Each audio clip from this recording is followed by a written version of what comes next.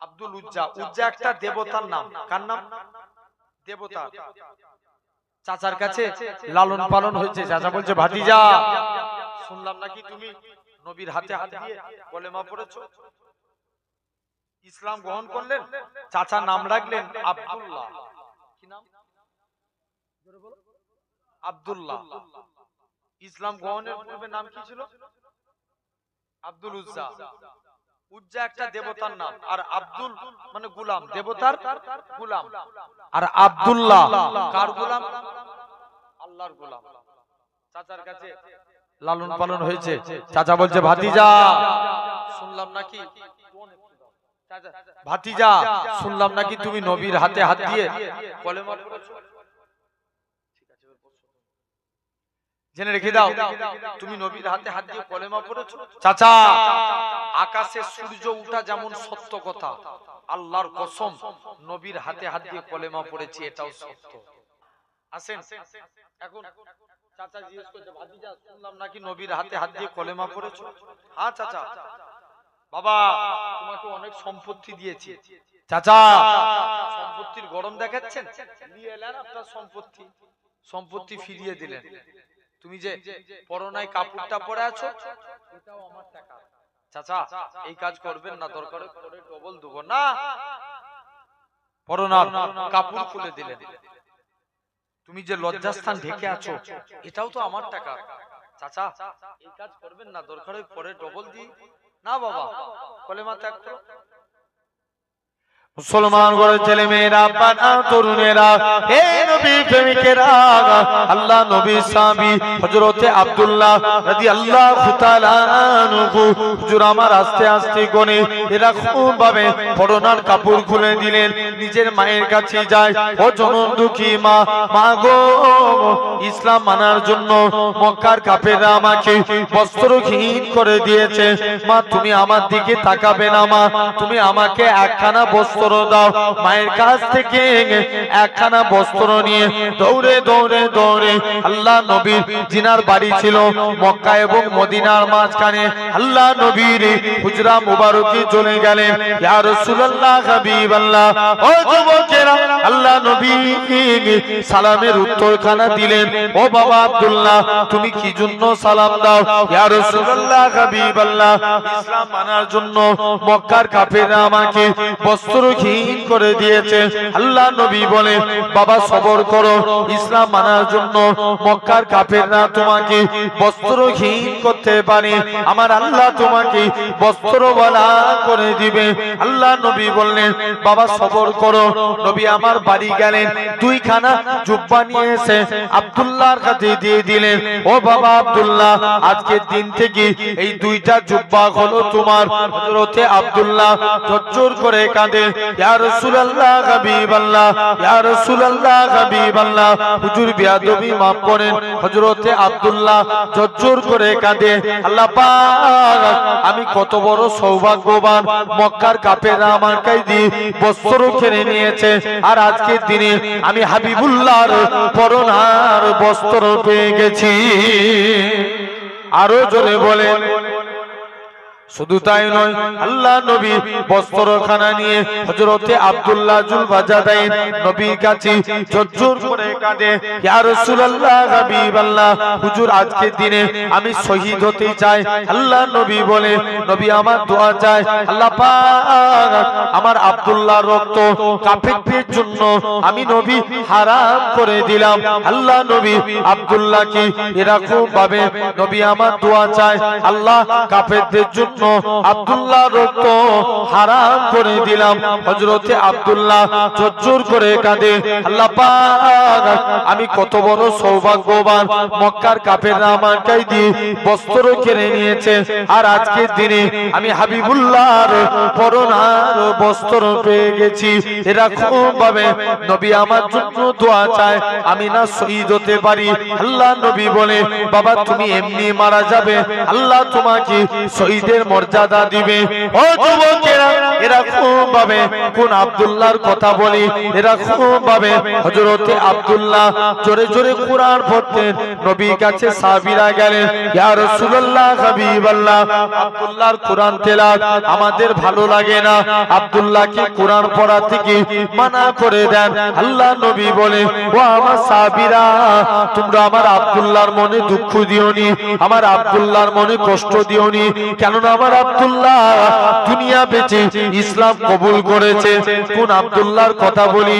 নবীর কাছে ঝরঝর করে কাঁদে, ইয়া রাসূলুল্লাহ হাবিবাল্লাহ, ইয়া রাসূলুল্লাহ হাবিবাল্লাহ, হুজুর আমার আব্দুল্লাহ।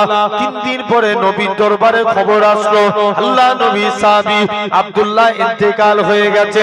নবী আমার আব্দুল্লাহর কবরের দিকে চলে গেলেন। নবী আমার আব্দুল্লাহর কবরে নেমে গেলেন। আমার ডান দিকে আমার বন্ধু আবু বকর নেমে যাও, বাম দিকে আমার বন্ধু ওমর নেমে যাও, মাঝখানে নবী দাঁড়িয়ে আছে। উপর থেকে একজন সাহাবী যিনার নাম ছিল আবু সাঈদ খুদরি ঝরঝর করে কাঁদে, ওরে আব্দুল্লাহ, তুমি কত বড় সৌভাগ্যবান, কেননা তোমার কবরে তিন দুনিয়া বাদশা হাবিবুল্লাহ দাঁড়িয়ে আছে।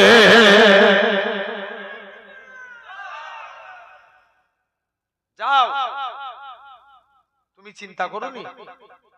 সেই 1 নাম্বার কলেমা বলো ইনশাআল্লাহ। তাহলে আমরা কলেমা মিটানোর পক্ষে নই, কলেমা করার পক্ষে, প্রচারের পক্ষে। 2 নাম্বার খুঁটি নামাজ। নামাজ পড়ার দরকার আছে না নাই? Must be important. ভাত খাওয়া যেমন জরুরি, আল্লাহর হুকুম 5 ওয়াক্ত নামাজ পড়াটা অনুরূপ জরুরি, থাকে না? জেনে রেখে দেন। অনেকে দেখবেন আবার নামাজ, অনেকে নামাজ আদায় করে না। যদি নামাজ পড়তে পারি, রিজিকের মালিককে জোর করে বলো আল্লাহ, আল্লাহ তোমার রুজি জিম্মাদার হয়ে যাবে। হাবিবে আদম বলে আল্লাহর একজন ওলি মাহবুব বান্দা ছিলেন। হুজুরের স্ত্রী খুব কড়া মিজাজের ছিল। স্ত্রী বলছে, হ্যাঁ গো স্বামী, তুমি কোন মালিকের কাজ করো, এই মালিক চেঞ্জ করো, অন্য মালিক ধরো। হাবিব আদমি বলছে, স্ত্রী সবর কর, আমার মালিক যেদিন দিবে না, ছপ্পর ফার কে দিবে? জোরে বলবে না, কে দিবে? আল্লাহ। কারণ হুজুর কাজ করতেন কি? জঙ্গলে বসে বসে আল্লাহকে সিজদা দিতেন সারা দিন। আল্লাহকে সিজদা দিয়ে আল্লাহর কাছে দুটো হাত পেতেছে, আল্লাহ কোনদিন তোমার কাছে কিছু চাইনি, আল্লাহ স্ত্রীর মনে আশা কিছু রুজির জিম্মাদার হয়ে যাবে। হুজুর হাত পাতলেন, হুজুরের হাতে টাকা এলো না, মনটা বড় খারাপ। আল্লাহ স্ত্রীর কাছে যে কোন মুখ নিয়ে দাঁড়াবো? মুসলমান ঘরের ছেলে মেয়েরা, পানা তরুণেরা, হে নবী প্রেমিকেরা, হযরতে হাবিব আদমি রহমাতুল্লাহ আলাইহি হুজুর আমার বাড়ির দিকে চলে গেলেন। হুজুরের লক্ষ্য পড়ে গেল, হুজুরের বাড়িতে মেহমানদারি হয়। হুজুর আমার চিন্তার মধ্যে পড়ে যায়, আল্লাহ পাক, আমি ভুল করে কি অন্য মানুষের বাড়িতে চলে এসেছি? কার বাড়িতে এসেছি? আর একটু আগিয়ে গেলেন, যে দেখে নাকি হুজুরের স্ত্রীর হাতে গুছা গুছা টাকা। হুজুরের স্ত্রী বলে, ও আমার স্বামী, তুমি যে মালিকের কাজ করো, তোমার মালিকটা কি বন নয়? দুআ করে দিয়ে যাবে। হাবিবে আদমি বলে, ও আমার স্ত্রী, শুনে রেখে দাও, আমি যে মালিকের কাজ করি, আমার মালিকটা দুনিয়ার কোনো মালিক নয়, আমার প্রভুটা দুনিয়ার কোনো প্রভু নয়, আমার মালিক হলো তামাম মালিকের মালিক, রাজাধিরাজ আমার আল্লাহ পাক। আমি আমার আল্লাহর হুকুম মানি, আল্লাহর রুজি পাঠাই। তাহলে আমরাও নামাজ পড়বো, বলো ইনশাআল্লাহ। জোর করে বলে। 3 নাম্বার রোজা। আচ্ছা, এবছর তার আগের বছরে রমজান মাসের তাপমাত্রা কম ছিল না বেশি? বেশি ছিল না? অনেক 44 ডিগ্রি 46 ডিগ্রি সেলসিয়াস তাপমাত্রা গেছে। কেরালার একটা যুবক সূর্যের বিরুদ্ধে পুলিশের কাছে মামলা করে। কার বিরুদ্ধে? বলো বলো। সূর্যের বিরুদ্ধে, যে সূর্যকে একটু ঘিরার ব্যবস্থা করুন। সূর্য তামাম পৃথিবীর মানুষকে হারিয়ে দিয়েছে, আল্লাহর কসম, সূর্য রোজাদার বান্দার কাছে হেরে গেছে। আরেকটু জোরে বলো, জেনে রেখে দেন। তাহলে এই এবছরে কিন্তু তুলনামূলক রমজান মাসে ঠান্ডা কম না বেশি? এই গরম বেশি থাকবে না কম থাকবে? কম থাকবে। আগের বছর তুলনায় এবছরে প্রথম 10টা 15টা মনে হচ্ছে এমনি শীতের মধ্যেই কেটে যাবে। 15টা কাটবে না, শীতেই কেটে যাবে।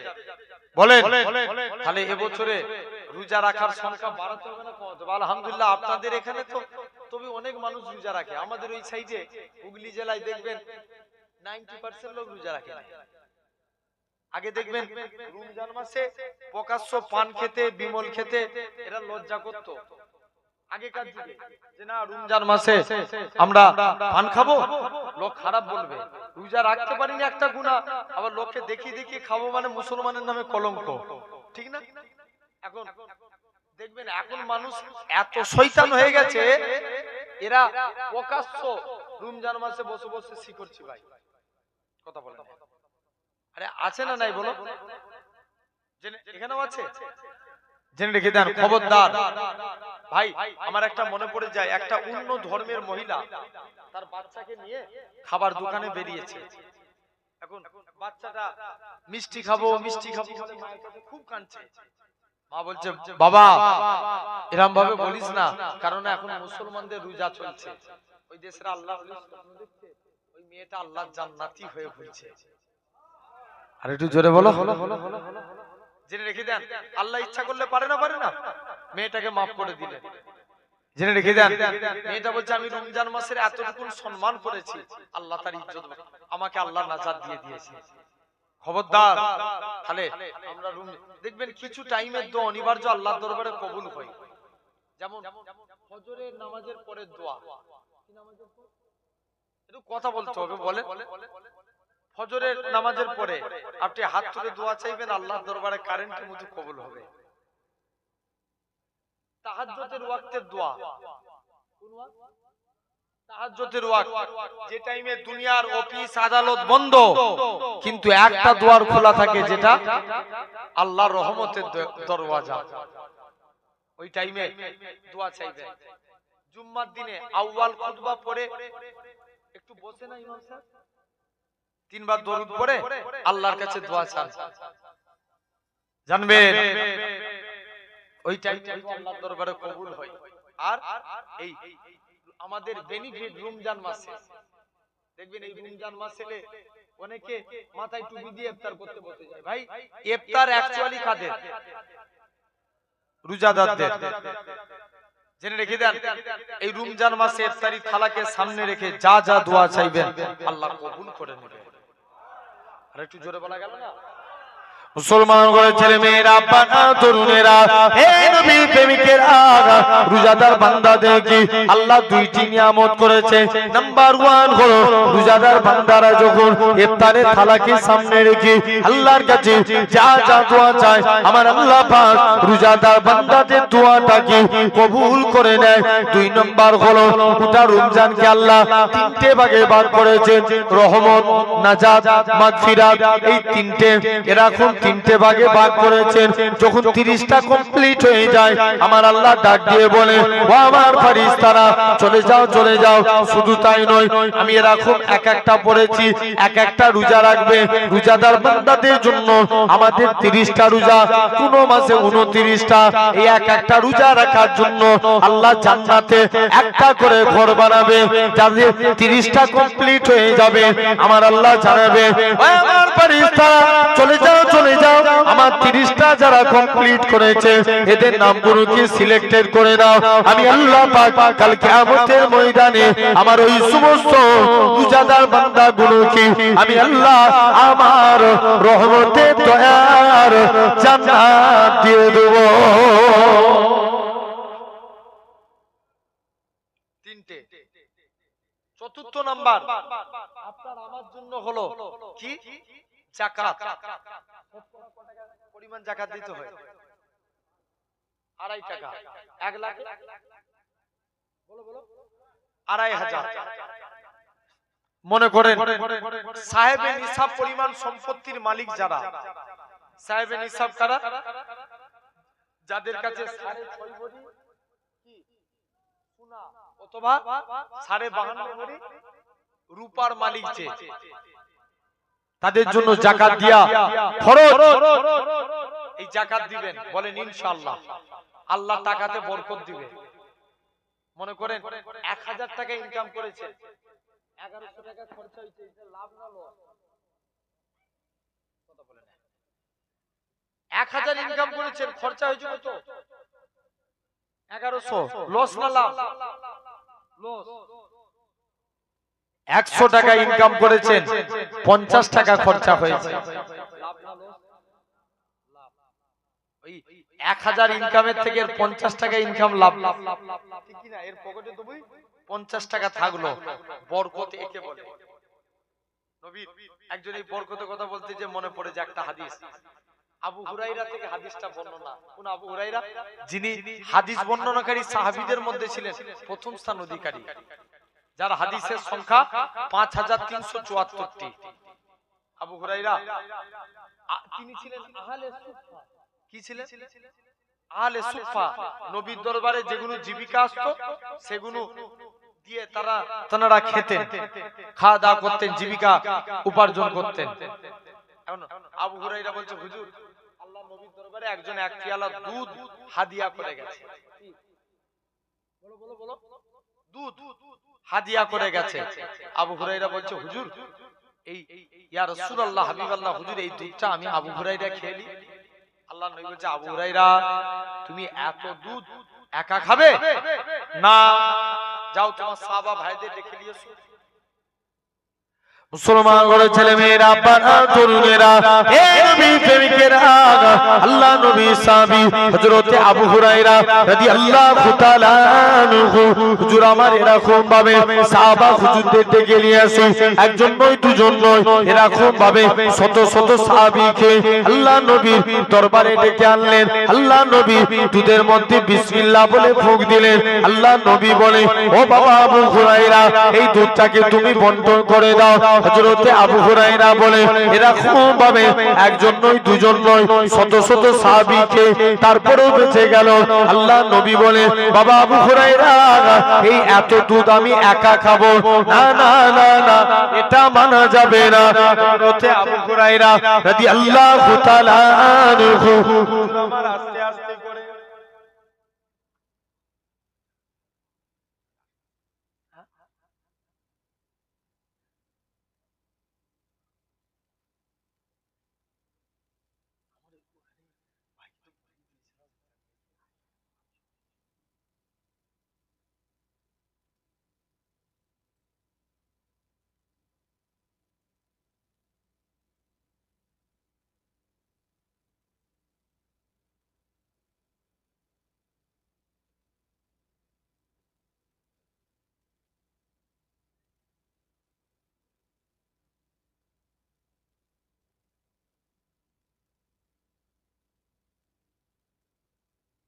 শরীফ আল্লাহুম্মা।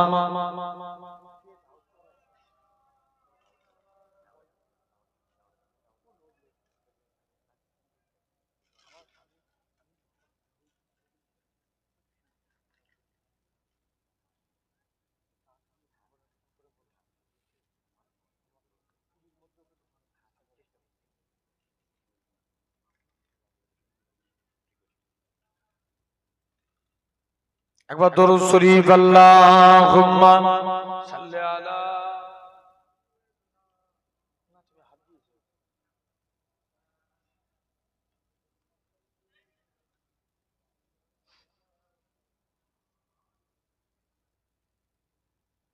আজ কেন পৃথিবীটা লাগে এত সুন্দর, সে কোন রূপকারে সাজালো এ চরাচর।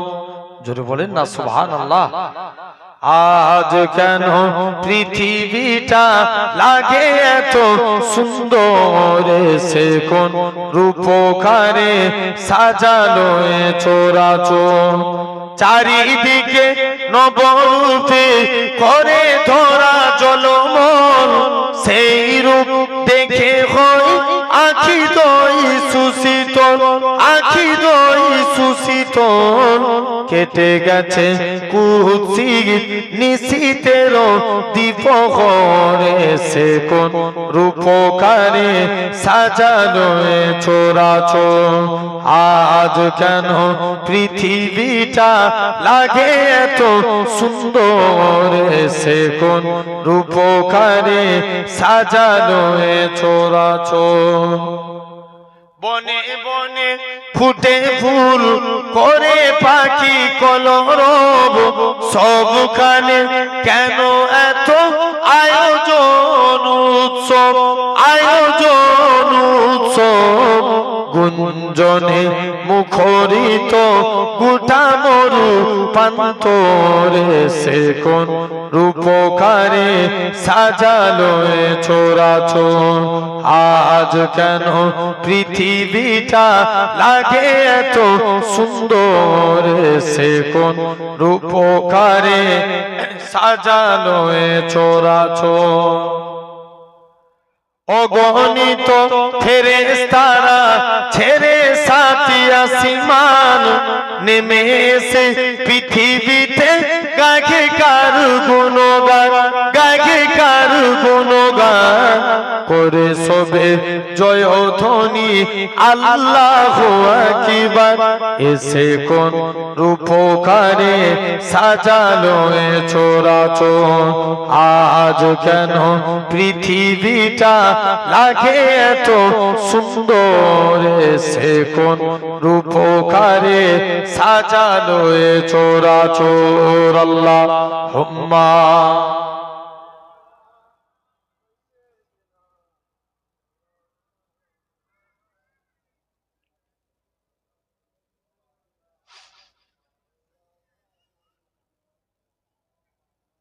আমার সোনার ভাইরা তো দেখেন তাহলে চতুর্থ নাম্বার আপনার আমার জন্য যাকাত পঞ্চম নাম্বার কোনটি হলো হজ কি বললাম হজ সমাজে কিছু মানুষ আছে দেখবেন এরা যখন একা একা হজে যায় দেখবেন যখন এমনি যায় এখানেও পাকামো করে হজ পাকেজেও পাকামো করে অনেকে বলে আমরা উমরা করতেছি উমরার আরকান চারটে ইহরাম পরা তোয়াফ করা সাই করা মাথার চুল ফেলে দেয়া এখানে বলুন অনেকে বলে এরকম আমরা কি করে আমরা আজকের দিনে কেন মদিনায় যাব আপনাদের দোয়া আমি 4 মাস আগে মদিনা শরীফে ছিলাম যে দেখলাম মক্কার তুলনায় মদিনার তুলনায় মক্কা শরীফে ভিড় বেশি কারণ মক্কায় অনেক মানুষ যায় ওয়াহাবি যায় লামাজাবি যায় কিন্তু মদিনায় তারাই যায় যারা হাবিবুল্লাহর গোলাম জোরে বলে আর একটু জোরে বলো অনেকে যে বলছে কেন মদিনায় যাব কত বড় কপাল ফাটা দেখেন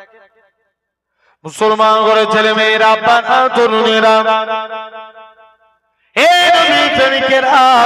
আমরা যারা এমিরেট ফ্লাইটে যাব কলকাতা থেকে দুবাই দুবাই থেকে জিদ্দা এরকম ভাবে আমাদের দুবাই গিয়ে এরকম ভাবে অনেকে কি করে অনেকে ইহরাম পরে বান্দাখানা ইহরাম পরে তালবিয়া পাঠ করতে করতে এরকম ভাবে দুবাই গিয়ে ইহরাম পরে নেয় বান্দাখানা ইহরাম পরে তালবিয়া পাঠ করতে করতে আল্লাহ পাকে কাবা দিকে চলে যায় লাব্বাইক আল্লাহুম্মা লাব্বাইক لبيك لا شريك لك لبيك إن الحمد والنعمة لك الملك لا شريك لك لبيك এরকম ভাবে তালবিয়া পড়তে পড়তে আল্লাহর কাবার দিকে চলে যায় আরে আমার জানের কাবা আরে আমার মনের কাবা আল্লাহ পাক আমি এই কাবা কোনদিন দেখতে পাবো কি জানি না সেই কাবার সামনে হাজির এই নওজোয়ান যুবকেরা আল্লাহ নবী জানিয়েছেন যারা কাবাকে প্রথমবার দেখে হাত তুলে যা যা দোয়া চায়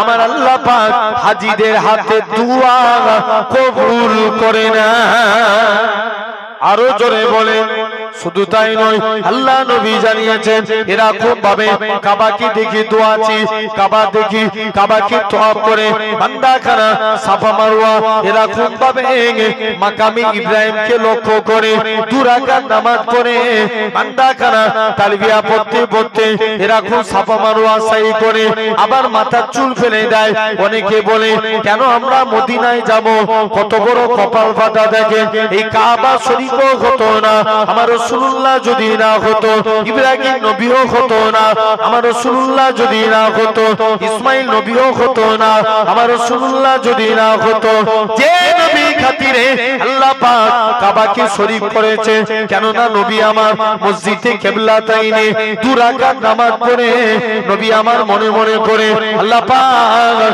আপনি যদি কাবাকে কিবলা করে দেন আমি নবী এতেই বড় খুশি। আমার আল্লাহ জানিয়ে দেয় হে আমার হাবিব আপনি সিজদা থেকে মাথা তুলুন, আমি আল্লাহ পাক আপনার খাতিরে আমি আল্লাহ কাবাকে কিবলা করে দিলাম। আর একটু জোরে হবে না? নবী জানিয়েছেন, আল্লাহ নবী বলেন যারা মদিনায় আসলো আমি নবী আমার মসজিদে এসে এরকম ভাবে 40 ওয়াক্ত নামাজ পড়লো, কাল কিয়ামতের ময়দানে সে যেন আমি নবী আমার সাথে আল্লাহর দয়ার জান্নাতে গেল। যারা মদিনায় আসলো আমি নবী আমাকে সে সালাম দিল, আমি নবী মদিনা শরীফ থেকে নিজে সালামে জবাব দিতে থাকি। আসেন তাহলে এই 5টা খুঁটি আমাদের জন্য, কলেমা, নামাজ, রোজা, হজ, যাকাত, কটা হলো? 5টা। আমি বলেছিলাম 3টে কাজ করলে আল্লাহ খুশি হন। কটা কাজ? 3টে কাজ। নাম্বার 1, 1 নাম্বার আল্লাহ খুশি হন, আল্লাহ কুরআন পাকের মধ্যে বলছেন ওমা খালাকতুল জিন্না ওয়াল ইনসা ইল্লা লিয়াবুদুন, আমি আল্লাহ মানুষ এবং জিন জাতিকে দুনিয়ার বুকে পাঠিয়েছি সির্ফ আমার ইবাদতের জন্য। জোর করে বলো, ইবাদত। তাহলে আল্লাহ খুশি হবেন 1 নাম্বার ইবাদত, অর্থাৎ আল্লাহর প্রতিটা ইবাদতে আমাদেরকে নিমগ্ন থাকতে হবে, বলো ইনশাআল্লাহ। 2 নাম্বার কুরআন শরীফের মধ্যে আল্লাহ বলছেন বান্দা লা ইন শাকারতুম লা আযীদান্নাকুম, তোমরা আমি আল্লাহ আমার শুকরিয়া আদা করো আমি আল্লাহ তোমাদের নিয়ামতে ভরিয়ে দেব। জোরে বলবে না? নবীর একজন সাহাবী ছিলেন যিনার নাম ছিল, শুনছেন, নবীর একজন সাহাবী যিনার নাম ছিল আল্লাহ নবী সাহাবী আব্দুর রহমান বিন আউফ, যিনি ছিলেন 10 জন জান্নাতীর একজন। জোরে বলো কতজনের? 10 জনের একজন। নবীর আদর্শ দেখলে মক্কার জমিনে কোটি কোটি টাকার সম্পত্তির মালিক ছিলেন, নবীর আদর্শ দেখলেন ঈমানের কালমা পড়ে মুসলমান হয়ে গেলেন। আর একটু জোরে বলো, মুসলমান হয়েছে। এখন দেখতে পাওয়া যায় আস্তে আস্তে করে নবীর দরবারে গেছে, নবীর দরবারে যে চুপ করে বসে আছে, শুনছো তো? নবীর দরবারে গেলেন, নবীর দরবারে যে চুপ করে আল্লাহ রাসূলের দরবারে যে বসে আছে। কি ব্যাপার হুজুর? ইয়া রাসূলুল্লাহ, হাবিবাল্লাহ, হুজুর বেয়াদবি maaf করেন, আমি আপনার কাছে এসেছি।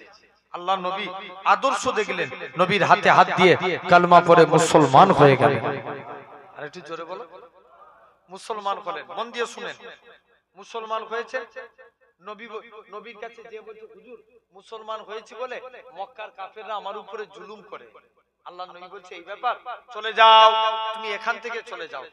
আব্দুর রহমান বিন আউফ তিনি হিজরত করে নবী হাবশায় পাঠালেন। কোথায়? হাবশায়। কিছুদিন পর নবী মদিনায় হিজরত করেছিল না? কথা বলে না। নবী কোথায় হিজরত করেছিল? মদিনা শরীফে। নবী মক্কা থেকে মদিনায় চলে আসলেন। মুসলমান করে ছেলে মেয়েরা, বাবা তরুণেরা, হে নবী প্রেমিকেরা, আল্লাহ নবী মক্কা থেকে মদিনার দিকে চলে আসে। নবী আমার এরকম ভাবে আল্লাহ নবী মদিনার যুবকেরা সেদিন তারা খেজুর গাছের উপরে উঠে সেদিন তারা পড়েছিল তার বাদুরু আলাইনা মিন সানিয়াতিল বিদাই ওয়াজাবা শুকরু আলাইনা মাদা লিল্লাহি দাই।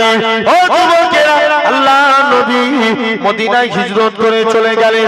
মদিনা যুবকেরা আল্লাহ নবীকে গোল করে ঘেরাও করে নিল। আল্লাহ নবী বলে, হে মদিনা মানুষেরা, তোমরা আমি নবী আমাকে কতটা ভালোবাসবে। মদিনা যুবকেরা, মদিনা তরুণেরা বলেছিল, ওগো নবী মনে কষ্ট নেবেন না, যতক্ষণ আমাদের শরীরে জানটুকু বেঁচে থাকবে আপনার ক্ষতি হতে দেব না। আল্লাহ নবী মদিনা থেকে এরকম ভাবে নবী আমার মদিনায় চলে গেলেন। মদিনার যুবকেরা এরকম ভাবে আল্লাহ নবী বলে, তোমরা আমায় কতটা কতটা ভালোবাসবে হুজুর আমাদের জীবন বেঁচে থাকতে আপনার ক্ষতি হতে দেব না জোরে বলে আল্লাহর নবী মদিনায় রইলেন এদিকে আব্দুর রহমান কোথায় গেছে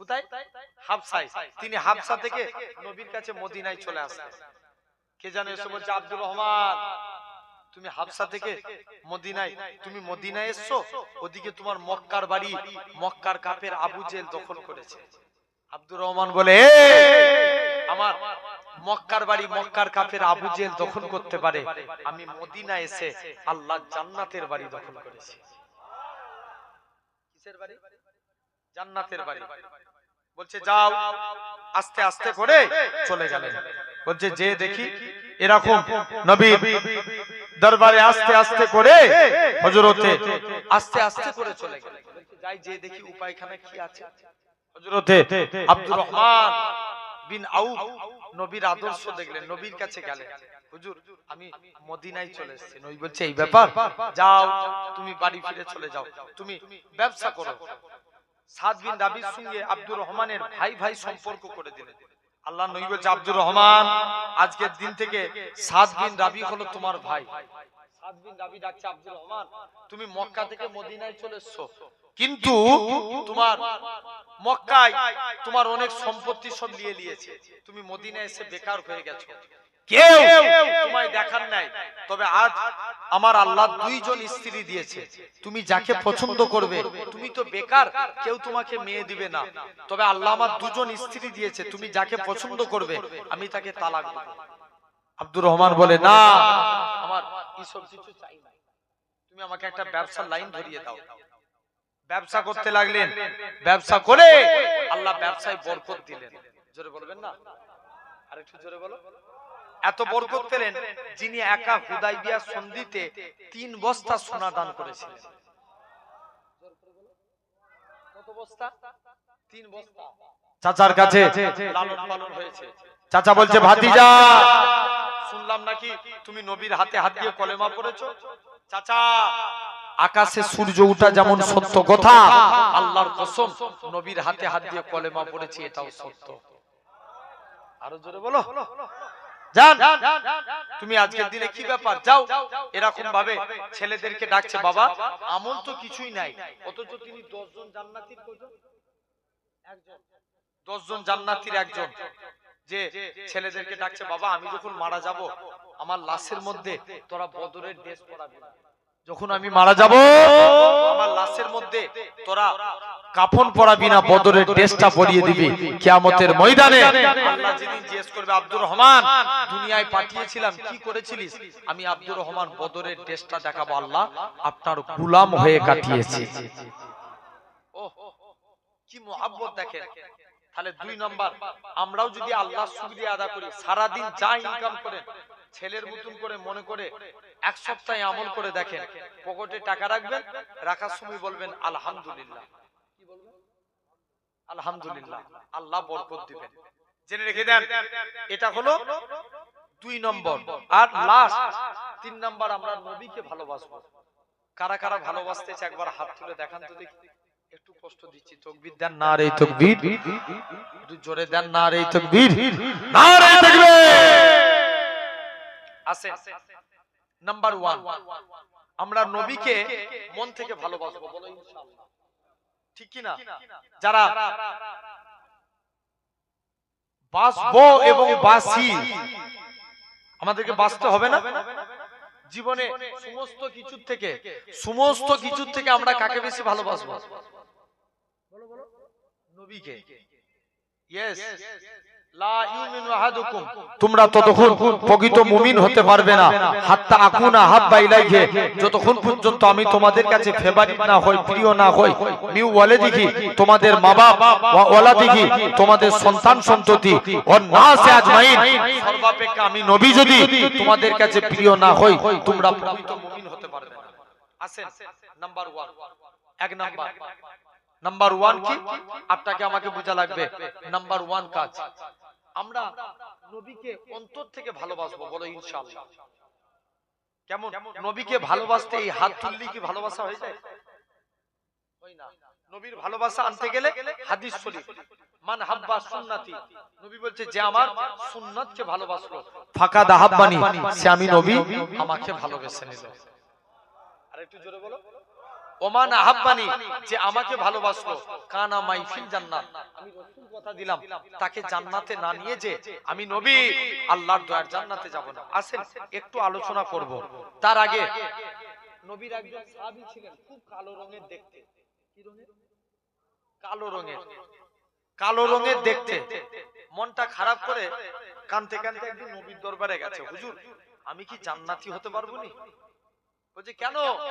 কে বললো তুমি যদি ঈমান নিয়ে মরতে পারো আমার আল্লাহ তোমাকে জান্নাতি করবে?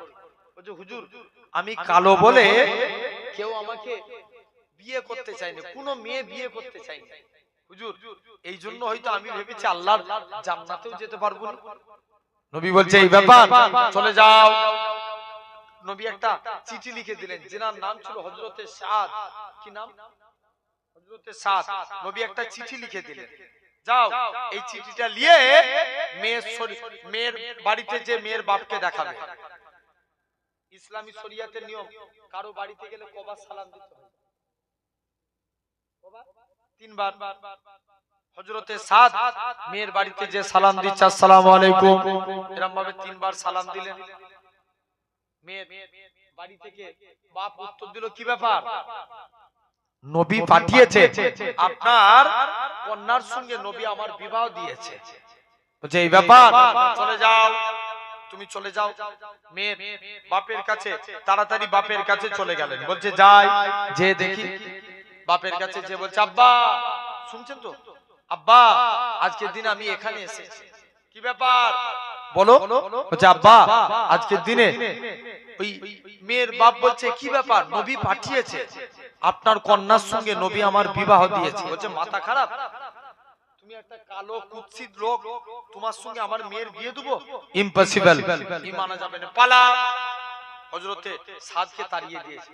হযরতে সাদ মন খারাপ করে নবীর দরবারে যে হাজির, ইয়া রাসূলুল্লাহ হাবিবাল্লাহ, কি ব্যাপার?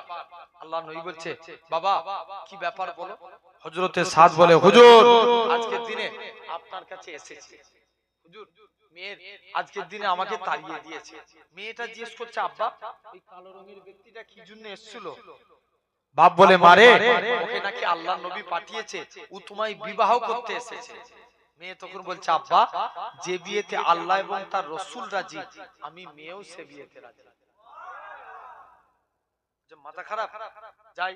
আর মেয়ে রাজি তো বাপ আর কি করবে, তাড়াতাড়ি করে নবীর দরবারে গেছে। হুজুর আমি সাদকে রাগ করে তাড়িয়ে দিয়েছিলাম না, সাদের সঙ্গে আমার কন্যার বিবাহ দিলাম।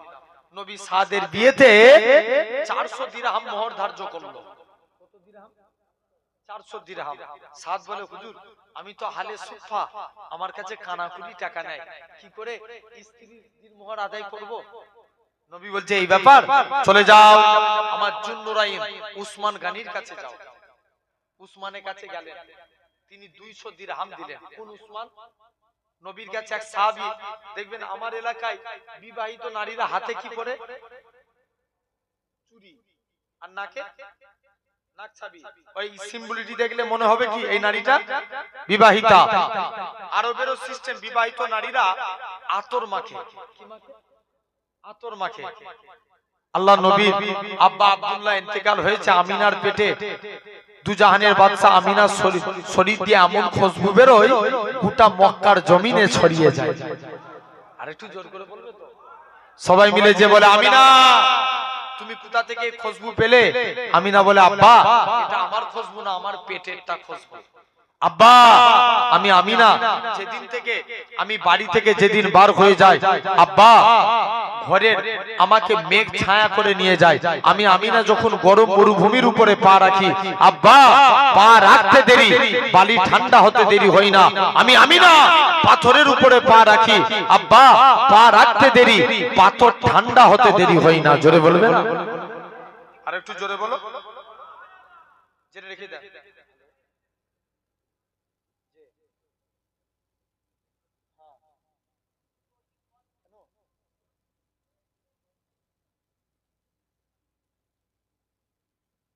আল্লাহ কবুল করে নেন। জেনে রেখে দেন সোনার ভাইয়েরা, আব্বারা, তরুণেরা, তো এরকম লক্ষ্য করে দেখেন, আজ আপনাকে আমাকে ভাবা লাগবে, চিন্তা করে দেখেন, খবরদার। তাহলে নবীর দরবারে গেলেন, যে বলছে হুজুর সাহাবীর দুইটা সমস্যা, মেয়ের বিয়ে দেবো হুজুর, একটু আতরের প্রয়োজন। নবী বলছে এই ব্যাপার, চলে যাও তুমি একখানা যাও শিশি নিয়ে আসো। নবী ঘেমে গেলেন, ঘামগুলো শিশির মধ্যে ভরে দিয়ে বলছে যাও এগুলো যে মেয়ের শরীরে মাখিয়ে দাও। এখন ঘাম মাখিয়েছে, সাহাবী তাই করেছে। নবীর ঘামগুলো যেই মেয়ের শরীরে মাখিয়ে দিয়েছে, মেয়ের শরীর থেকে মুসকে আম্বরের থেকেও বেশি খুশবু চালু হয়ে গেছে। আর একটু জোরে বলো। যাই নেক্সট, হুজুর মেয়ের বিয়ে দেবো, একটু আতরের প্রয়োজন, টাকার প্রয়োজন। নবী বলছে চলে যাও আমার জুন্নুরাইন উসমান গানির কাছে যাও। কার কাছে? উসমানের কাছে। উসমানের কাছে যে দেখে উসমান গানি পিঁপড়ের মুখ থেকে খাবার সরায়। কার মুখ থেকে? জোরে বলো, জোরে বলো। পিঁপড়ের মুখ থেকে উসমানের কাছে গেছে, উসমান তুমি আজকের দিনে আমায় কিছু দান করো। উসমান বলছে না, ওটা মানা যাবে না। চলে গেলেন, চলে যাও উসমান গানির কাছে গেলেন, পিঁপড়ের মুখ থেকে খাবার সরায়। দ্বিতীয় দিন এসেছে, হুজুর উসমানের কাছে দিয়ে চাইবো না। নেক্সট আবার যে গেছে, উসমান গানি বস্তা থেকে তুলো উড়ে যায়, তুলোগুলো ধরে ধরে বস্তায় ভরে নবীর কাছে চলেছে, হুজুর উসমানের কাছে দিয়ে লজ্জায় চাইতে পারে। কি ব্যাপার? আল্লাহ নবী বলছে একবার যাও না, আর উসমানের কাছে দিয়ে চেয়ে দেখো। দৌড়ে দৌড়ে উসমানের কাছে চলে গেলেন।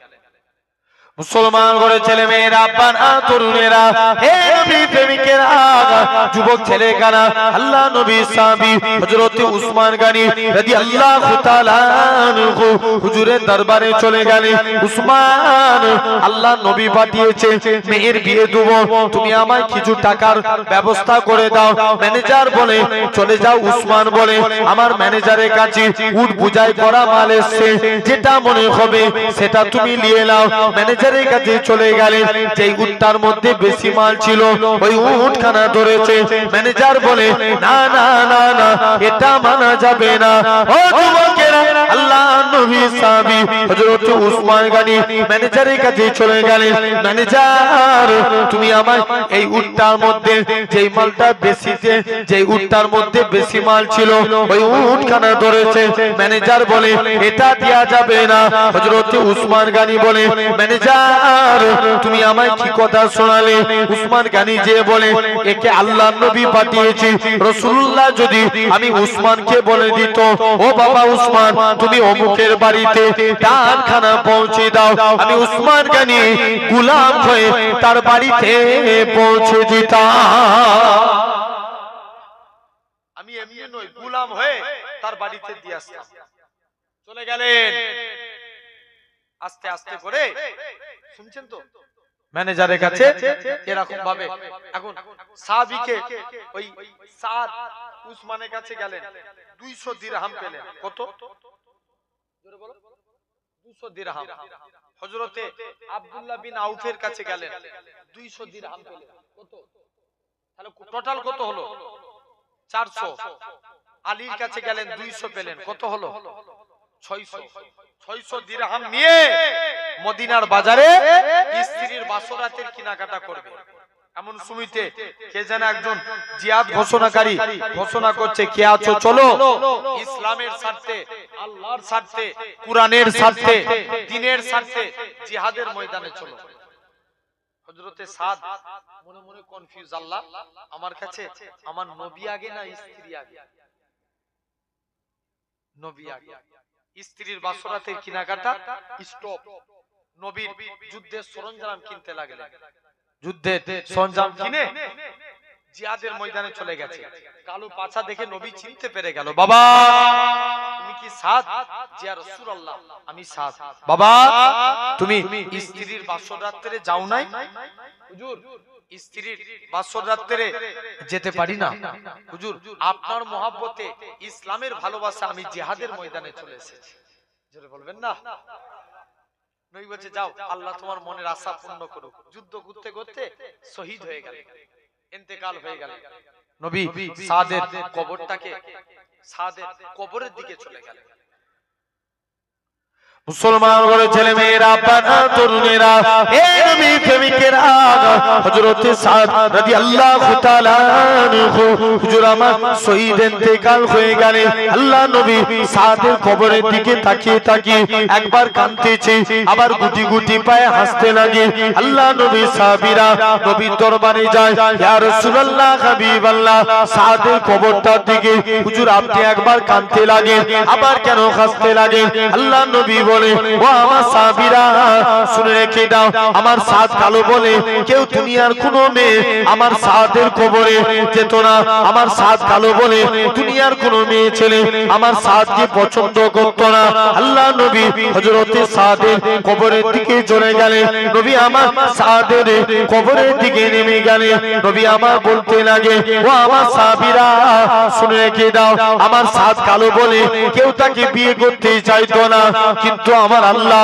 আমার সাদের এত ইজ্জত বানিয়েছে কেননা সাদের কবরটাকে আমার আল্লাহ পাক বেহেশতের গোলাপ ফুলের বাগান বানিয়ে দিয়েছে তবে ইয়া রাসূলুল্লাহ হাবিবাল্লাহ হুজুর আপনি গুটি গুটি পায়ে কেন হেঁটে হেঁটে যাচ্ছেন আল্লাহ নবী বলে ও আমার সাহাবীরা শুনে রেখে দাও আমার সাদ এরকম ভাবে সাদ দুনিয়ায় কবরের কথা চিন্তা করত সাদের কবরটাকে আল্লাহ বেহেশতের গোলাপ ফুলের বাগান বানিয়েছে হুজুর আপনি কেন লজ্জার সহিত মুখটাকে ঘুরিয়ে ফেললেন আল্লাহ নবী বলে ও আমার সাহাবীরা শুনে রেখে দাও কেননা আমার সাদ কালো বলে কেউ তাকে বিয়ে করতে চাইতো না কিন্তু আমার আল্লাহ পাক আমার সাদের কবরে অগণিত হুরকে নাজিল করে দিয়েছে যাও এজন্য আমি নবী কাঁদি বুঝতে পারছেন না তাহলে সেই নবীকে আমরা ভালোবাসবো নাম্বার 1 এক নাম্বার আমরা যখন চুল কাটবো নবীজির স্টাইল সমাজে 100 স্টাইলে চুল কাটে কত স্টাইল বললাম 100 স্টাইল কত রকম স্টাইলে আপনি চুল কাটা দেখবেন কেউ আপনার মেসি মার্কা চুল কাটে কেউ নেইমারের মতন চুল কাটে কেউ বিরাট কোহলির মতন চুল কাটে আছে না নাই জোরে বলো আছে জেনে রেখে দেন এরকম ভাবে বিভিন্ন মানুষ বিভিন্ন স্টাইলে চুল কাটে ইনসাফ করে বলো আমরা সেলুন দোকানে যে একবারও কেউ বলেছি সেলুন আল্লাহ ভাই আমার চুলটা একটু নবীর মতন কেটে দাও কথা বলেন কেউ বলেছি কেউ বলি জেনে রেখে দেন মুসা নবীর জামানায় সামিরা বলে এক ব্যক্তি ছিল কি নাম বললাম সামিরা মুসা নবী তার নকল মুসা নবী নকল করতেন সামিরা মুসা নবী নকল করতেন আল্লাহ বলছে মুসা যাও ফেরাউন তাড়া করলো মুসা নবী ফেরাউনের কাছে চলে গেলেন এরকম আল্লাহ বলছে মুসা তুমি লাঠি ঠেকাও যেই লাঠি ঠেকালেন পানিটা দুই ভাগ হয়ে গেল কয় ভাগ জোর করে বলো দুই ভাগ মুসা নবী পানি দিয়ে রাস্তা পার হয়ে গেলেন ফেরাউন তার দলবল নিয়ে যাচ্ছে শুনছো তো এখন ফেরাউনও যাচ্ছে আল্লাহ বলছে মুসা আবার লাঠি ঠেকা আবার যে লাঠি ঠেকালেন পানি সমান কি হয়ে গেল পানি সমান হয়ে গেল মুসা নবী বলছে আল্লাহ আজকের দিনে উপায় কি আছে ফেরাউন মুসা নবী আস্তে আস্তে করে ওই পানির মধ্যে শুনছেন তো মুসা নবী পানির মধ্যে আস্তে আস্তে করে মুসা নবী পার হয়ে গেলেন ফেরাউন ওখান থেকে ফেরাউন সহ সবাই ডুবে মারা গেল আল্লাহ বলছে মুসা আজকের দিনে আল্লাহ সামিরাকে বাঁচিয়ে দিল যে মুসা নবীর নকল করত কার নকল বলো বলো বলো মুসা নবী সামিরাকে আল্লাহ বাঁচিয়ে দিল আল্লাহ বলছে মুসা কি ব্যাপার মুসা নবী বলছে আল্লাহ আজকের দিনে তুমি এই সামিরাকে আগে মারতে পারলে না আমাকে দিন রাত জ্বালাতো আল্লাহ বলছে মুসা তোর স্টাইলকে আমি আল্লাহ কবুল করেছি তোর স্টাইল কপি করেছে সামিরা এর জন্য আমি আল্লাহ সামিরাকেও maaf করে দিয়েছি কার স্টাইল কপি করার জন্য এই না মুসা নবীর কার মুসা নবী তাহলে আমরাও যদি আমার নবীজির স্টাইল কপি করি আল্লাহ আমাদের maaf করতে পারে না তাহলে যখন চুল কাটবেন কার স্টাইলে জোর করে বলো নবীর স্টাইলে এরকম ভাবে নবীর স্টাইলে চুল কাটবেন যখন চুল কাটবেন এই দিকটাও ছোট এই দিকটাও ছোট সামনেটাও ছোট পিছনটাও ছোট, এরকম ভাবে চুল কাটবে। বলেন ইনশাআল্লাহ, জোর করে বলো। জেনে রেখে দেন, এটা হলো আপনার এক নাম্বার। দুই নাম্বার, আমরা অনেকে জ্যাকেট পরি, হ্যাঁ কি না? যখন স্যুট পরবেন গাঁটের নিচে না উপরে? কথা বলেন, উপরে পরবো। যখন স্যুট পরবো গাঁটের উপরে, স্যুট যখন পরবেন গাঁটের নিচে পরা যাবে না, উপরে পরবেন। স্যুট যখন পরবেন আগে ডান পা দিবেন, জোর করে বলো, ডান পা। পায়জামা পরবেন ডান পা, জ্যাকেট পরবেন ডান হাত, পাঞ্জাবি পরবেন ডান হাত, কাউকে কিছু দিবেন ডান হাত, কারু কাইতে কিছু নিবেন ডান হাত। এই ডান ডান ডান, কিয়ামতের দিন আল্লাহ বলবে, তোরা যারা ডানপন্থী আছিস আগিয়ে আয়। বান্দা জিজ্ঞেস করবে কেন আল্লাহ? আল্লাহ বলবে, যা, আমার মুস্তাফা রাইট সাইড কে ভালোবেসেছে, তোরা আমার নবীর সুন্নত মেনেছিস, আমি আল্লাহ তোদের নাজাত দিয়ে দিলাম। কোন দিকটা মানার জন্য? বলো বলো বলো। রাইট সাইড, ডান সাইড। তাহলে আমরা যখন পোশাক পরবো কোন দিক দিয়ে? জোরে বলো, ডান দিক দিয়ে। এটা হলো তোমার আমার জন্য 2 নাম্বার। 3 নাম্বার, আমরা যখন ভাত খাবো মাকে যে বলবেন, মা আমাকে দস্তরখান বিছিয়ে দাও। কি বিছাতে বলবেন? দস্তরখান। যখন আপনি যখন বাড়িতে স্ত্রী যাদের বিয়ে হয়ে গেছে বলবেন, আমাকে স্ত্রী দস্তরখান বিছিয়ে দাও, নাহলে আমি ভাত খাবো না। জানবে দস্তরখান বিছিয়ে ভাত খাওয়া নবীর সুন্নাত। জোরে বলবে না?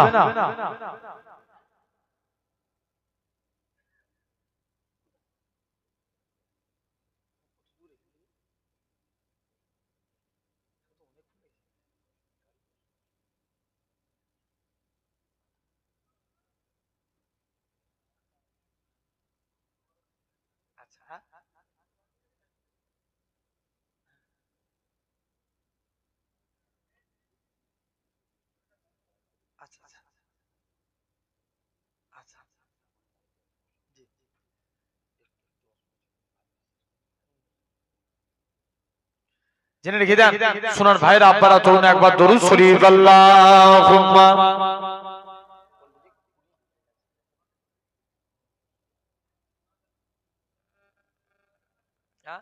উর্দু না বাংলা? উর্দু শুনবেন।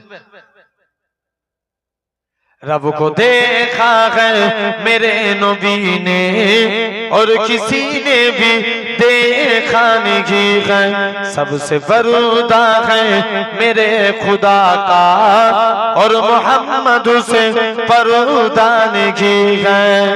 लाए इमाम उमर जब नबी पाक बोले आका की कदमों में जाकर, मिल गया है मुझे कमली वाला, अब जमाने की परवान की है। जोरे बोलो ना, अरे একটু জোরে হবে না? रब को देखा है मेरे नबी ने और किसी ने भी देखा नहीं है, सबसे बरूदा है मेरे खुदा का और मोहम्मद से परूदा नहीं है। देखती अगर जुलेखा नबी को हुस्न यूसुफ पे हरगिज़ न मरती, मेरे प्यारे नबी जैसा जलवा, मेरे प्यारे नबी जैसा जलवा हुस्न यूसुफ ने पाया नहीं है। रब को देखा है मेरे नबी ने और किसी ने भी देखा नहीं है, सबसे पर्दा है मेरे खुदा का और मोहम्मद से पर्दा नहीं है।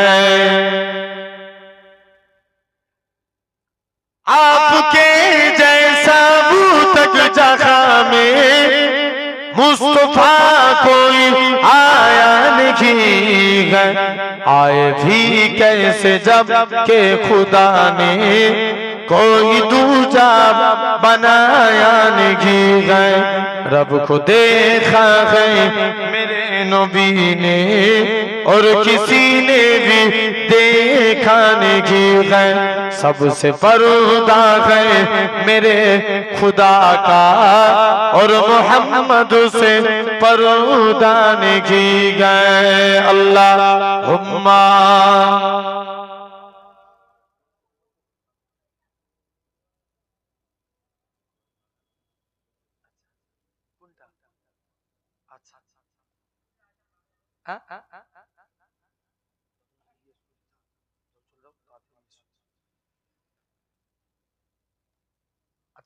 বাংলা আচ্ছা হৃদয় উজাড় করে আমি ভালোবাসি তোমায় হৃদয় উজাড় করে আমি ভালোবাসি তোমায় ভুলিনি তাই আজও আমি হে প্রিয় নবী তোমায় হৃদয় উজাড় করে আমি ভালোবাসি তোমায় তোমাকে ভালোবাসতে বাসতে হই জানো আমার মরণ চাই গো শুধু তোমার সদা চাই না রঙিন ভুবন তোমার ছবি মনের কাবায় যত্ন করে রেখেছি তোমার নামে হৃদের পাতায় শত কবিতা লিখেছি তুমি আমার জীবন গো তুমি আমার মরণ বুঝি না কিছু তুমি বিনে কবে যে তোমায় কাছে পাই হৃদয় উজাড় করে আমি ভালোবাসি তোমায় হৃদয় উজাড় করে আমি ভালোবাসি তোমায় তো ভাই যে কথা বলছিলাম তাহলে দেখেন আমরা যখন ভাত খাবো কি বিছিয়ে জোর করে বলো দস্তরখানা এটা নবীজির সুন্নাত মন দিয়ে শুনেন নাম্বার 1 ভাই নবী আমাদেরকে বেশি ভালোবাসে না আমরা নবীকে বেশি ভালোবাসি নবী আমাদেরকে বেশি ভালোবাসেন নবী চার জায়গায় উম্মতের চিন্তা করবেন কোন জায়গায় জোরে বলো চার জায়গায় নাম্বার 1 এক নাম্বার নবী উম্মতের চিন্তা করবেন নবী যখন মাত্র 1.5 মিনিটের বাচ্চা সিজদায় গেলেন কি জানো মুখ থেকে বিড়বিড় করে বলছে নবী কানটা মুখের কাছে নিয়ে চলে গেলেন বলছে আমার শিশু পুত্রের মুখ থেকে কি বের হয় আওয়াজ যে দেখে শিশু পুত্রের মুখ থেকে একটাই আওয়াজ বের হচ্ছে ইয়া রাব্বি হাবলিয়া উম্মতি জোরে বলে আরেকটু জোরে বলো এটা এক নাম্বার 2 নাম্বার নবী যখন জান কবজ হবে আজরাইল নবীর বুকে হাত রেখেছে আল্লাহ নবী বলছে আজরাইল যেন মনে হচ্ছে উহুদ পাহাড়টাকে তুমি আমার বুকে চাপিয়ে দিয়েছো আজরাইল বলছে ইয়া রাসূলুল্লাহ হাবিবাল্লাহ হুজুর আপনার মতো এত আসানির সহিত আমি কারুর জান কবজ করিনি আল্লাহ নবী বলছে আজরাইল তুমি আমায় সান্তনা দিচ্ছ আমার উম্মতরা কত বুড়ো হবে কত জয়ীফ হবে এদের কত কষ্ট আজরাইল যাও আমার সারা উম্মতের কষ্ট আমি মুহাম্মদ সাল্লাল্লাহু আলাইহি ওয়াসাল্লাম আমার বুকের মধ্যে দিয়ে দাও আরেকটু জোর করে বলো আরেকটু জোরে বলবে না যাও সারা উম্মতের কষ্ট আমার বুকের মধ্যে দাও এটা হলো 2 নাম্বার 3 নাম্বার নবী পাককে যখন কবর থেকে তোলা হবে বলুন তো এখন আমরা দরুদ পড়ি কার উপরে নবীজির উপরে আমরা কি চিরজীবন বাঁচবো না মারা যাব মারা যাব না চিরজীবন কি বাঁচবো কেউ বাঁচবো না সবাই মারা যাব তাহলে আমরা যখন মারা যাব কে নবীর উপরে দরুদ পড়বে আল্লাহ বলছে যখন দুনিয়ায় একটা মানুষ থাকবে না তখন আমার ফারিস্তারা আমার হাবিবের উপরে দরুদ পড়বে আর ফারিস্তারাও মারা যাবে চারজন বাকি রেখে জিবরাইল মিকাইল ইসরাফিল আজরাইল কজন হলো চারজন প্রথম তিনজন মারা যাবে জিবরাইল মিকাইল ইসরাফিল আজরাইল বলবে আল্লাহ আমাকে ছেড়ে দাও আল্লাহ বলবে আজরাইল বুকে হাত রাখ তোকেও মরতে হবে আজরাইল বুকে হাত রাখলেন আজরাইলও শেষ আল্লাহ বলছে কে দরুদ পড়বে আল্লাহ বলছে যখন দুনিয়ায় একটা মানুষ থাকবে না তখন আমার ফারিস্তারা আমার হাবিবের উপরে দরুদ পড়বে যখন মানুষ থাকবে না জিন থাকবে না ফারিস্তা থাকবে না যখন কেউ নবীর উপরে দরুদ পড়া থাকবে না তখন আমি আল্লাহ একা আমার হাবিবের উপরে দরুদ পড়ব কে দরুদ পড়বে আমার আল্লাহ এখন আল্লাহ বলবে যাও, জিবরাইলকে আবার তুলবে আল্লাহ, জিবরাইলকে ডেকে বলবে জিবরাইল যাও আমার নবীকে কবর থেকে তুলো। জিবরাইল বলবে আল্লাহ আমি মারা গিয়েছিলাম না, নবীর কবর কোথায় ভুলে গেছি। আল্লাহ বলবে জিবরাইল তুই মাটিকে জিজ্ঞেস কর, এই মাটি নবীর কবর কোথায়, মাটিও বলতে পারবে না। আল্লাহ নবীর কবর কোথায় আমি জানি না, মাটিও বলতে পারবে না। কিতাব এসেছে নবীর কবরের ভিতর থেকে নূর বার হতে থাকবে। কি বার হবে? নবী, জিবরাইল নবীকে কবর থেকে তুলবে, নবী কবর থেকে উঠি বলবে জিবরাইল আমার উম্মতরা কোথায়। জিবরাইল বলবে হুজুর এখনো আমি জানি না। মাটিও বলতে পারবে না। কিতাব এসেছে দেখবেন এক একটা কবর থেকে 70টা করে লাশ বেরোবে, 70টা করে। হযরতে বর্তমানে আল্লাহর নবীর কবর আর বিলালের কবর 1000 মাইল ডিসটেন্স, কিন্তু কিতাবে এসেছে কিয়ামতের দিন নবীর পায়ের দিক থেকে বিলাল হুজুরকে তোলা হবে। জোরে বলা গেল না? কোন দিক থেকে? পায়ের, নবী পাকের পা মুবারকের দিক থেকে বিলালকে এরকম ভাবে তোলা হবে। বিলাল এরকম ভাবে, কোন বিলাল? কালো বলে কেউ মুসাফা করে না। মুসলমান করে ছেলে মেয়েরা, বাবা তরুণেরা, হে নবীর প্রেমিকেরা, হযরত বিলাল রাদিয়াল্লাহু তাআলা আনহু হযরত বিলালকে এরকম ভাবে আস্তে আস্তে করে আল্লাহ নবী কোন বিলালের কথা বলে হযরত বিলাল এরকম ভাবে বিলালকে কবর থেকে তোলা হবে। কেননা কোন বিলাল? বিলাল কালো বলে কেউ বিলালের সঙ্গে মুসাফা করতো না, মুআনাকা করতো না। হযরত বিলালের অন্তরে দুঃখ হতো, আল্লাহ আপনি আমায় কালো করেছেন বলে কেউ আমার সঙ্গে মুসাফা করে না। ও যুবকেরা, হযরত বিলাল এরকম ভাবে আস্তে আস্তে করে বিলালকে কাবার সাথে আমার আল্লাহ হযরত বিলালকে আল্লাহ নবী বললেন ও বাবা বিলাল চলে যাও, চলে যাও, তুমি একখানা খুরমা নিয়ে আসো। হযরত বিলাল একখানা খুরমা নিয়ে আসলেন। আল্লাহ নবী বলে বাবা বিলাল চলে যাও, তুমি একখানা খুরমা আমি নবী আমাকে দিয়ে দাও। হযরত বিলাল অর্ধেক খুরমা খায়, বাকি অর্ধেক খুরমা খানা আল্লাহ নবী খেতে লাগে। হযরত বিলালের ছুটা খায়। হযরত বিলাল আল্লাহ নবী কদমে পড়ে যায়, ইয়া রাসূলুল্লাহ হাবিবাল্লাহ, হুজুর আপনার গোলাম আমি, হুজুর আপনার ছুটা আমি খাবো, হুজুর আপনি আমার ছুটা খাবেন। না না না না, এটা মানা যাবে না। ও যুবকেরা, আল্লাহ নবী বিলালের ছুটা খানাকে সাহাবাদিওকে প্রমাণ করে দিয়েছিল আমি রাসূলুল্লাহ আমার কালো বিলালকে কতটাই না মহব্বত করে থাকি। কোন বিলালের কথা বলি? আমার রাসূলুল্লাহ হযরত বিলাল কালো বলে বিলালের সঙ্গে এরকম ভাবে বিলাল মদিনার মসজিদে আযান দিত। কিছু সাহাবীরা নবীর দরবারে এসে নালিশ করে, ইয়া রাসূলুল্লাহ হাবিবাল্লাহ, বিলালের কণ্ঠস্বর আমাদের ভালো লাগে না, বিলালকে আযান দেয়া থেকে বরখাস্ত করে দেন। আল্লাহ নবী হযরত বিলালকে কাবার সাথে তুলে দিলেন, হযরত বিলালকে আযান দিতে নিষেধ করলেন। ও বাবা বিলাল তোমায় আর আযান দেয়া লাগবে না। বিলাল কারোর সঙ্গে কোনো কথা না বলে তাহাজ্জুদের টাইমে নিজের বাড়ি চলে গেলেন। আল্লাহ পাক কালো করার মালিক তুমি, সম্মানের মালিক তুমি। আল্লাহ আযানের মধ্যে যদি আমি বিলাল আশহাদু আন্না মুহাম্মাদার রাসূলুল্লাহ এটা যদি না বলতে পারি আমি বিলাল বুক ফেটে মারা যাব। হযরত বিলাল কারোর সঙ্গে কথা না বলে আল্লাহর কাছে কাঁদতে লাগে। পরের দিন ফজরের টাইম হয়ে যায়, মদিনার মসজিদে কে আযান দিবে? আল্লাহ নবী হযরত বিলাল আর আসে না, কে আযান দিবে? নবী আমার হযরত বিলালকে এরকম ভাবে আমার আল্লাহ পাক জিবরাইল আমিনকে পাঠিয়ে দেয়, হে হযরত জিবরাইল চলে যাও, চলে যাও, আমার রাসূলুল্লাহকে জানিয়ে দাও ওই কালো বিলালের আযানটাকে আমি আল্লাহ পাক কবুল করে নিয়েছি। শুধু তাই নয়, কোন বিলালের কথা বলি?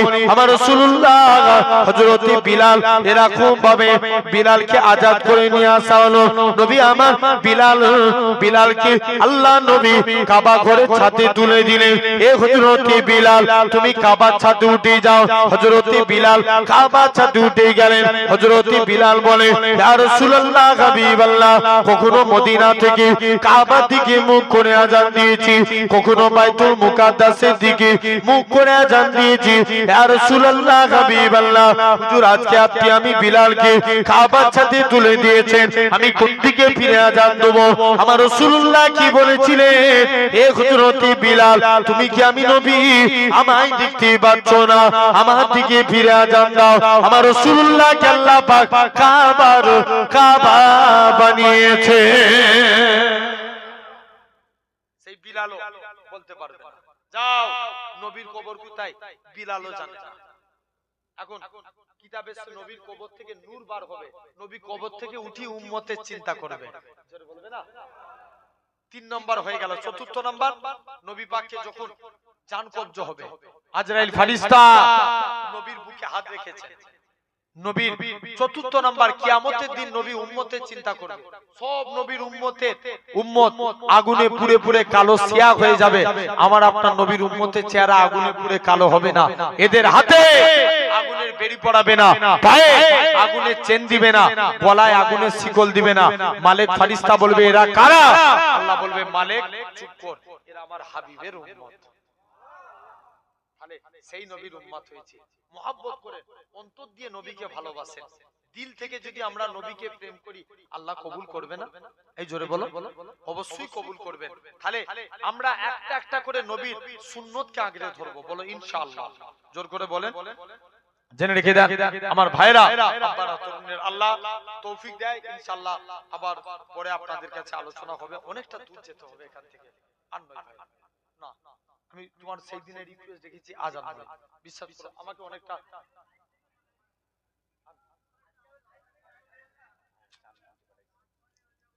চাঁদ বলে আমি নই, তুমি নবী সুন্দর, ফুল বলে সুবাসিত, নবীজির অন্তর। জোরে বলো না, আর একটু জোরে হবে না? চাঁদ বলে আমি নই, তুমি নবী সুন্দর, ফুল বলে সুবাসিত, নবীজির অন্তর। তারাদের দল বলে তুমি সেরা, সরবে মেঘ বলে জল হয়ে প্রিয় তুমি গরবে, মানুষের কাছে তুমি রহমের বন্দর। চাঁদ বলে আমি নই, তুমি নবী সুন্দর, ফুল বলে সুবাসিত, নবীজির অন্তর। রোদ বলে খুশি মনে, তুমি নবী শান্তি, শেষ করে দিলে ছিল যত ভ্রান্তি। রাত বলে নূর ছিল নবীজির দৃষ্টিতে, দিন বলে তুমি সেরা মাবুদের সৃষ্টিতে, আলোময় করো তুমি পৃথিবীর অন্তর। চাঁদ বলে আমি নই, তুমি নবী সুন্দর, ফুল বলে সুবাসিত, নবীজির অন্তর। আল্লাহুম্মা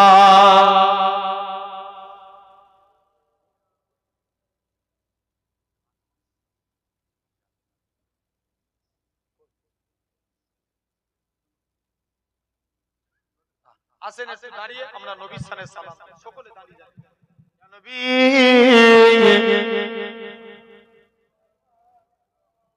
ইয়া রাসূল সালাম।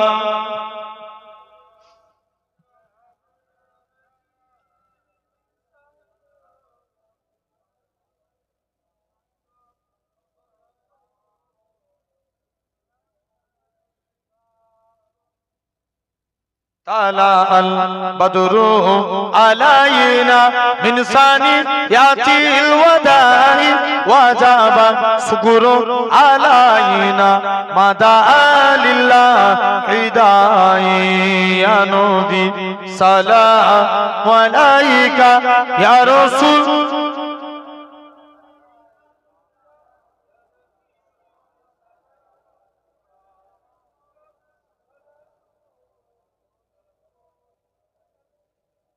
আলহামদুলিল্লাহ। খুব কবি নালেন, শরীর অসুস্থ ছিল, আল্লাহ ওনাকে সুস্থ করেছেন, আবার আপনাদের সামনে আনিয়েছেন। আলহামদুলিল্লাহ। আগে প্রচুর তিনি প্রোগ্রাম করতেন, শরীর মাঝখানে খুব খারাপ হয়েছিল, আপনারা প্রত্যেকে জানেন। আমরা সবাই দোয়া করি আল্লাহ ওনাকে পুরোপুরি সুস্থ করে দেন, বলেন আল্লাহুম্মা আমিন।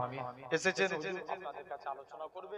আমি আপনার পীরের আওলাদ, যতটুকু বললাম মনে কষ্ট পেলেন, দুঃখ পেলেন, আমাকে একটু সালাম দেন। ওয়া আলাইকুম আসসালাম, আসসালামু আলাইকুম। সকলে আস্তে আস্তে বসে যান।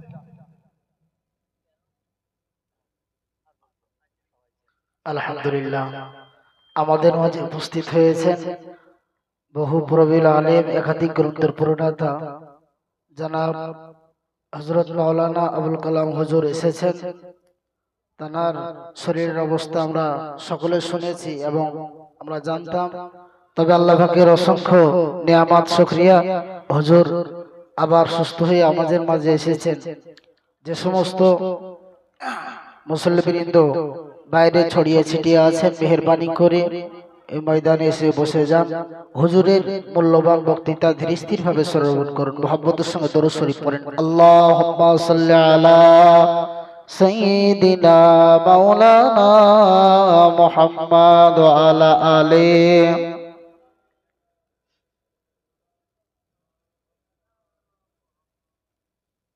আসসালামু আলাইকুম ওয়া রাহমাতুল্লাহি ওয়া বারাকাতুহু। আজ চলবে না দোয়া করে দেব। যদি চলতে হয় তাহলে একটু কাছের দিকে এগিয়ে আসতে হবে, মানে ছন্ন ছাড়া মতো হয়ে থাকলে হবে না। গায়ে গায়ে বসলে শীতকালে গরম হবে ইনশাল্লাহ। একটু কাছাকাছি আসেন। আমি একটু চোখে কম দেখতে পাই, বুঝতে পেরেছেন? আর আধারে অন্ধকারে তো জলসা করা যায় না, এই জন্য লাইটের ব্যবস্থা। তবে একটু আমার কাছের দিকে এগিয়ে আসেন, যাতে আমার দু কথা বলতে সুবিধা হয়, আপনাদের শুনতেও সুবিধা হয়, আর আমি আপনাদের কাছ থেকে কিছু দেব এবং নেব। মানে আমি শুধু দেব না, আপনাদের কাছ থেকে কিছু নেব ইনশাল্লাহ। এই জন্য একটু কাছের কাছে আসলে কথাবার্তা বলতে সকলের সুবিধা হবে। কি বুঝতে পেরেছেন তো নাকি? একটু কাছের দিকে আসেন। আর যদি মনে করেন হুজুর বাঘ হয়ে এসেছে, কাছে গেলে হালুম করে পড়বে, ধরবে আর খাবে, তাহলে আসতে হবে না। আর যদি মনে করেন যে আমরাও মানুষ, উনিও মানুষ, মানুষ মানুষকে ধরে খায় না, তাহলে নিশ্চিন্ত মনে হয় একটু কাছের দিকে এগিয়ে আসেন। তিরমিজি শরীফের হাদিস, আল্লাহ নবী সাল্লাল্লাহু আলাইহি সাল্লাম জানাচ্ছেন, আলেমদের যত কাছাকাছি যেয়ে বসা যাবে, আল্লাহ খুশি হয়ে যে তত তাড়াতাড়ি বান্দার সগীরা গুনাহগুলো মাফ করে দেবেন। তাহলে আমরা গুনাহ মাফ করতে এসেছি না পাপের ঝুড়ি মাথায় করে নিয়ে যেতে এসেছি? কি গুনাহ মাফ করতে এসেছি তো নাকি? যদি গুনাহ মাফের চিন্তা ভাবনা থাকে, একটু কাছাকাছি এগিয়ে আসেন। কোনো ভয় চিন্তা নেই, মারধর হবে না, কোনো ঝগড়া হবে না। আমি কিছু দেব, আপনাদের কাছ থেকে কিছু নেব। আর আশেপাশে যারা ঘুরে বেড়াচ্ছেন, আমি অনুরোধ রাখছি, শীতকালীন সময় বাংলা একটা প্রবাদ আছে, মাঘের শীত বাঘের গায়েও লাগে। আছে না একটা প্রবাদ? এই জন্য মাঘ মাস চলছে, শীততাপ থেকে নিষ্কৃতির জন্য এই সুন্দর পরিবেশ, একেবারে বেহেশতের বাগান বানানো হয়েছে, বিয়ে বাড়ির প্যান্ডেলের মতো। বাইরের কোনো হাওয়া ভেতরে ঢুকবে না, ভেতরের হাওয়াও বাইরে যাবে না। এই জন্য কুয়াশায় না ভিজে, ঠান্ডায় প্রকোপে রাস্তাঘাটে ঘুরে না বেরিয়ে, ইবলিস শয়তানকে খুশি না করে আমরা সকলে আসুন আল্লাহকে খুশি করি। কাকে? আল্লাহকে খুশি করি। তবে হাজার ডাকলেও কিছু মানুষ আসবে না। আমি হাজার ডাকলেও কিছু মানুষ আসবে না। কারণ কি বলুন তো? ইবলিস শয়তান ওদের মাথায় 13 গেলাস পেশাব করে দিয়েছে। হাজার বললেও ওরা এই মজলিসে আসবে না, ওরা বাইরের থেকে শুনবে, গল্পগুজব করবে। আর আমরা ইবলিস শয়তানের মাথায় 13 দুগুণ কত হয়? 26। আমরা ইবলিস শয়তানের মাথায় 26 গেলাস পেশাব করে দিছি। এই জন্য ইবলিস শয়তান হাজারো প্ররোচনা, ধোকা, কুমন্ত্রণা দিলেও আমরা শয়তানের অসহায়, আমরা বাইরে থাকি নাই, আমরা বেহেশতের বাগানে এসে বসে গেছি। জোরে বলুন আলহামদুলিল্লাহ। এই জন্য শয়তানকে আমরা ডবল পেশাব করেছি, মানে 26 গ্লাস পেশাব করে দিয়েছি। যারা শয়তানকে শত্রু বানাতে চান, দুশ্মন বানাতে চান, আমি অনুরোধ রাখছি, বাইরে ঠান্ডায় কুয়াশায় না ভিজে, দুনিয়াবি গল্প গুজবে মত্ত না থেকে, সারা রাতের প্রোগ্রাম নয়, শীতকালীন সময় খুব তাড়াতাড়ি জলসার পরিসমাপ্তি ঘটানো হবে। এবং আমাদের আপনজন, আত্মীয় স্বজন, মা বাপ, দাদা দাদি, নানা নানি, খালা খালু, ফুবু ফুবি, রক্তের সঙ্গে সম্পর্ক নিয়ে যারা আল্লাহর ডাকে সাড়া দিয়ে নীরব নগর অন্ধকার কবরে যারা আশ্রয় নিয়েছে, আমরা তাদের আত্মার কল্যাণের জন্য এই মজলিসের শেষে একটু মাগফিরাত কামনা করব। রাজি আছেন তো সকলে? অনেকে বলে দোয়া করার কোনো দরকার নেই, মরা গরু ঘাস খাবে না। আমরা কি ওই দলের লোক? আমরা ওই দলের লোক নই। তাহলে আমরা এই মজলিসের শেষে একটু দোয়া করব, রাজি আছেন তো নাকি? আলহামদুলিল্লাহ। আলহামদুলিল্লাহ আলহামদুলিল্লাহিল্লাযী হাদানা লিহাযা ওমা কুন্না লাউলা আন হাদানাল্লাহ ওয়া আশহাদু আল্লা ইলাহা ইল্লাল্লাহু ওয়াহদাহু লা শারীকা লাহ শাহাদাতান মান আমানা বিল্লাহি ওয়া কাফারা বিজ্জিবতি ওয়াত তাগুত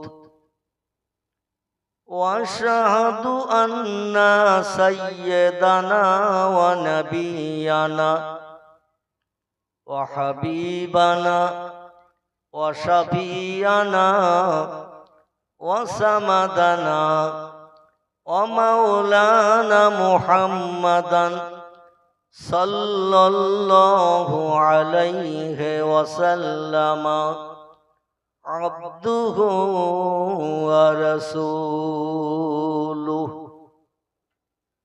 নবিউল মাকারিমিল আখলাকিল মাওসুফ ওয়াবিল কামালিল আওসাফিল মানউত ফাকাদ ক্বালাল্লাহু তাআলা